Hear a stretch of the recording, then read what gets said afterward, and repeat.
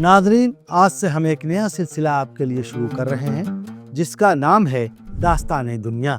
जी हाँ, इस प्रोग्राम में हम दुनिया भर की दिलचस्प और हैरत अंगेज और सबक आमोज दास्तानें लेकर हर हफ्ते आपकी खिदमत में हाजिर होंगे। इस सफ़र में आपको तारीख की झलकियाँ भी मिलेंगी, तहजीबों की खुशबू भी आएगी और माजी व हाल के ऐसे वाक़यात सुनने को मिलेंगे जो न सिर्फ दिल को छू लेंगे बल्कि सोच के नए ज़ाविये का एहसास भी कराएंगे। नाज़रीन, दास्ताने दुनिया का मकसद महज कहानियाँ सुनाना नहीं बल्कि आपको एक ऐसी दुनिया से मुतारिफ कराना है जहाँ इल्म और हिकमत की रोशनी मौजूद हो।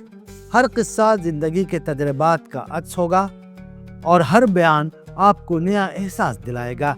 तो आइए इस मुनफरिद और मालूमाती सफ़र के हमराही बनिए और हर हफ्ते हमें मौका दीजिए कि हम आपको ले चलें तारीख़, तहज़ीब और ज़िंदगी के रंगीन और बामानी पहलुओं की जानिब।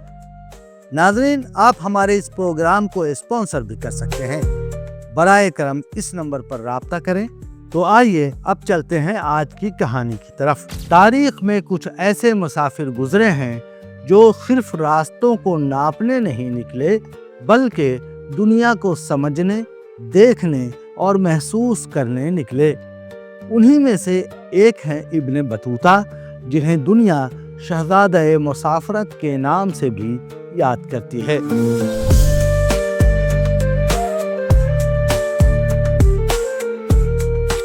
इब्न बतूता की पैदाइश 1304 में मराकश के शहर तंजा में एक काजी खानदान में हुई। उनका पूरा नाम अबू अब्दुल्लाह मोहम्मद इब्न बतूता था। 21 साल की उम्र में जब लोग अपनी जिंदगी की इब्तिदा करते हैं, उसने एक ऐसा इरादा किया जो उसे अमर कर गया। ये इरादा था दुनिया के सफ़र का, खित्ते अरस के हर कोने को देखने का।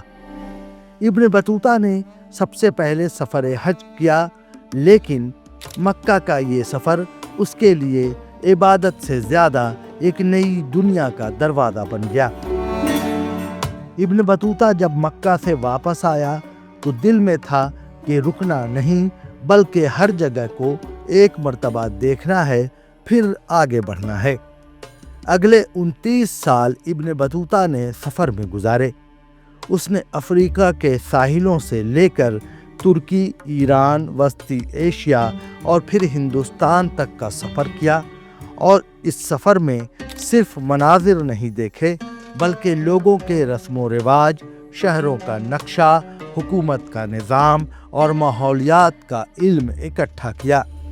आज के मुअर्रिखीन और जोग्राफिया दानों के लिए इब्न बतूता का सफ़रनामा रहला एक कीमती ख़जाना है, जहाँ मुतअद्दिद मुल्कों का मंजर कलम की ज़ुबान में ज़िंदा है। सफ़र करते करते 1333 में इब्न बतूता हिंदुस्तान पहुँचा। उसने जब दिल्ली में कदम रखा तो उस वक्त हुकूमत थी एक अजीब व गरीब सुल्तान की, जिसका नाम मोहम्मद बिन तुगलक था। दिल्ली का सुल्तान यानी मोहम्मद बिन तुगलक एक ऐसा शख्स था जो एक दिन नए शहर बनाता, दूसरे दिन नए सिक्के चलाता, तीसरे दिन नया निज़ाम लाता। उम्मीद और जुनून दोनों एक साथ, लेकिन कभी कभी ये जुनून दीवानगी की शक्ल इख्तियार कर लेता था। इब्न बतूता की अक्लमंदी से मुतासिर होकर सुल्तान ने उसे काजी बना दिया, लेकिन इब्न बतूता ने जल्द ही समझ लिया कि सुल्तान के फैसले अक्सर नाइंसाफ़ी की हद को छू लेते हैं।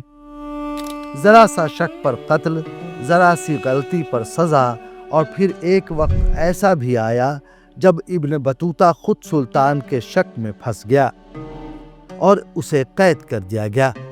इस दौरान इब्न बतूता ने सुल्तान से गुजारिश की कि वो सब कुछ छोड़कर एक बुजुर्ग वली अल्लाह के साथ गुजर बसर करना चाहता है। सुल्तान ने उसे रिहा कर दिया।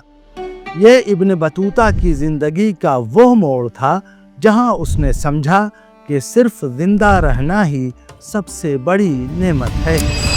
दिल्ली छोड़कर इब्न बतूता ने फिर हिंदुस्तान का सफ़र किया। कन्नौज, चंदेरी, दौलताबाद اور پھر مالابار تک پہنچا۔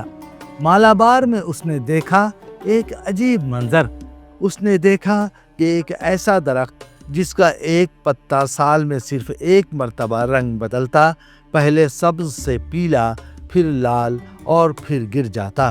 اس پتے کو 2 حصوں میں بانٹ دیا جاتا، آدھا مسلمان اپنی صحت اور برکت کے لیے رکھتے اور آدھا ہندو راجا کے خزانے میں چلا جاتا۔ یہ تھا اس دور کا سب سے بڑا ثبوت کہ عقیدے الگ ہو سکتے ہیں لیکن انسانیت کا رشتہ ایک ہی ہے۔ کالی کٹ میں اس نے دیکھا کیسے ایک چھوٹا سا بندرگاہ زمرینوں کی حکومت میں ایک بین الاقوامی تجارتی مرکز بن گیا۔ یہاں کے لوگوں کی گوریلا جنگ کی صلاحیت اور سمندری تجارت کا نظام اس نے تفصیل سے لکھا۔ یہ تحریر صرف مسافر کی یادیں نہیں بلکہ ایک معاشی اور جغرافیائی مطالعے کا حصہ ہے۔ پھر مالدیپ، لنکا اور چین تک کا سفر، یہ سب ابن بطوطہ نے اس لیے لکھا کہ آنے والی نسلیں سمجھیں انسان اور زمین کا رشتہ صرف راستوں کا نہیں بلکہ علم کا ہے۔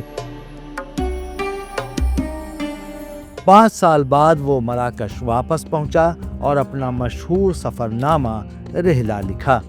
آج بھی اگر ہم سمجھنا چاہتے ہیں کہ 14ویں صدی میں دنیا کا نقشہ کیسا تھا تو سب سے پہلے اور سب سے مستند حوالہ ابن بطوطہ ہے۔ ابن بطوطہ نے ثابت کیا کہ سفر صرف منزل تک پہنچنے کا نام نہیں بلکہ دنیا کو سمجھنے کا ذریعہ ہے، اور یہی دکن میڈیا کے نئے سلسلہ داستان دنیا کا مقصد بھی ہے۔ دنیا کو ان مسافروں، بادشاہوں اور تہذیبوں کی نظر سے دیکھنا جو صرف راہی نہیں بلکہ تاریخ کے گواہ تھے۔ داستان دنیا، دکن میڈیا۔ اسی طرح کے انٹرسٹنگ ویڈیوز اگر آپ اور بھی دیکھنا چاہتے ہیں تو ہمارے چینل دکن میڈیا کو یوٹیوب پر سبسکرائب کریں، فیس بک پر اور انسٹاگرام پر ہمارے پیج کو فالو کریں۔ اللہ حافظ۔